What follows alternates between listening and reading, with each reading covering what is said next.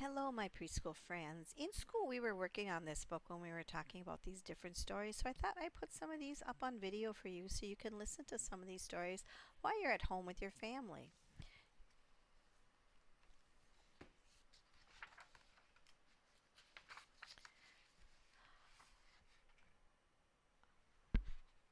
All right, so our first story is about Thumper's nighttime adventures. One beautiful day, Thumper was playing outside in the sunshine. As he was exploring the forest, he spotted his friend Dizzy the possum. "Hiya," Thumper said. "Wanna come to play?" Dizzy yawned. "That sounds like fun," he said sleepily, "but I'm getting ready for a nap. Maybe next time, okay?" "Okay," Thumper said, and he scampered off. Thumper and Dizzy had been friends for a while, so Thumper knew that the possum napped for a long time during the day, but Dizzy would rather sleep than play. Later, Thumper asked his papa, "Why is Dizzy always so sleepy?" "Ah," said Papa, "well, he's not always sleepy.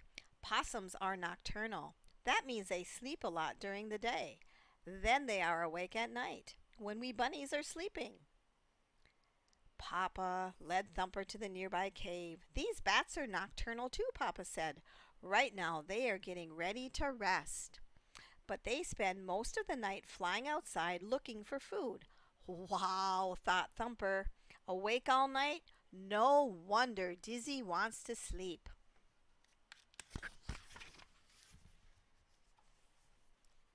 That evening, as the bunnies chased fireflies, Thumper thought about what his father had said.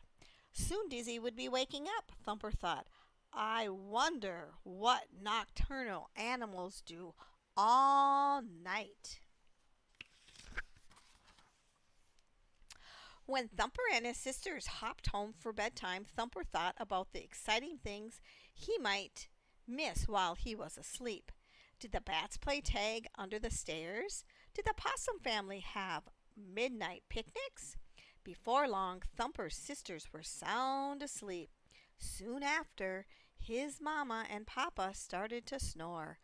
Thumper was still wide awake. Slowly, silently, Thumper hopped to the burrow entrance and poked his head out into the cool night breeze. The moon was bright, the stars twinkled.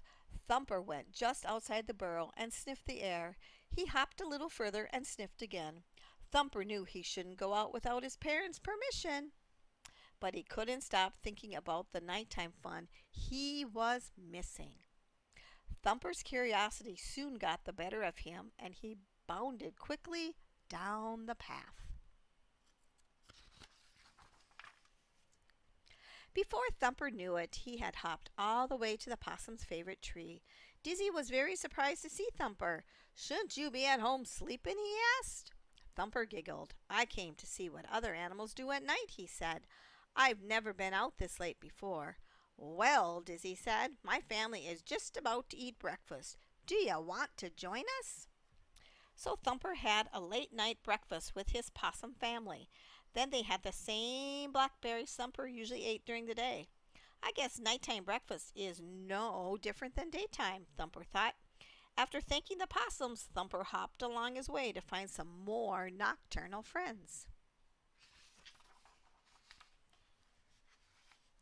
As Thumper walked through the darkness, he was startled by a voice. "Who's there?" Friend Owl asked from a nearby tree stump. "It's Thumper," the bunny replied. "Would you like to play?" "Can't play. Looking for grass to fix up my nest," the owl said. "Very busy night, you know." "Can I look too?" Thumper asked. Together they gathered up the dry grass for the inside of the friend owl's nest. It was just like the grass on Thumper's bed. "Thank you," Friend Owl called as he flew away. Thumper hopped down to the pond where he saw some skunks. "What are you up to?" Thumper asked. "We're off to take a bath," said one skunk. "Some animals think that skunks stink," said the second skunk. "Not us," said the third. "We take our baths every night." The skunks walked over to the shallow edge of the pond where Thumper and his sisters took their bath too. Thumper could take a bath any time, so he waved to the skunks and kept on going. On the far side of the pond, Thumper saw a mama duck and her ducklings snuggling together. Thumper yawned. The ducks looked warm and comfy, and it was getting awfully late. Up in the tree, Thumper saw a squirrel and a chipmunk sound asleep. They seemed so peaceful and cozy. Thought Thumper. They don't seem worried about missing nighttime fun. Thumper stood very still and listened to the sounds of the night. The crickets were chirping softly, and the frogs were croaking down by the river. Now and then the wings fluttered through the darkness overhead. Thumper knew there were sounds of nighttime animals all around. But there were also sleepy sounds. At that moment, Thumper wanted to be in his burrow, snuggled up with his family. Thumper hurried home. He hopped silently inside, expecting to find his family sleeping, just as he left them. Instead, his sisters rushed him, squeezing him from all sides. "Oh, Thumper!" exclaimed Daisy. "We're starting to worry. Thank goodness you're back!" cried Tessie. Mama and Papa had sterner words for Thumper. "Daisy is right. We were very worried." "You could have gotten hurt," Papa said. "Papa was about to go out looking for you," Mama added. "I'm sorry," Thumper said. He hadn't meant to worry them, but he knew he shouldn't have left without asking. "I just wondered what it was like to be nocturnal." Papa patted Thumper's head. "I understand that you were curious, but you must promise never, ever, ever to go out in the night without permission again." "I promise," said Thumper. Thumper's parents gave him extra chores as a punishment. He would have to find blackberries for dinner, gather some grass for the bunny's bed, and take his sisters to the bathing pool. As Thumper got ready for bed, he realized that doing the chores was a little bit like his nocturnal adventure. He had eaten blackberries with the possums, collected grass with friend Owl, and visited with the very clean skunks. "I guess I wasn't missing anything at all," he said to himself.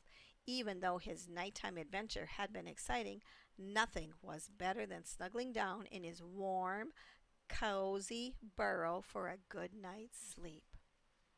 And that's the story about Thumper and wanting to be a nocturnal animal. Tomorrow I'll have a different story about a different set of animals. See ya then. Bye.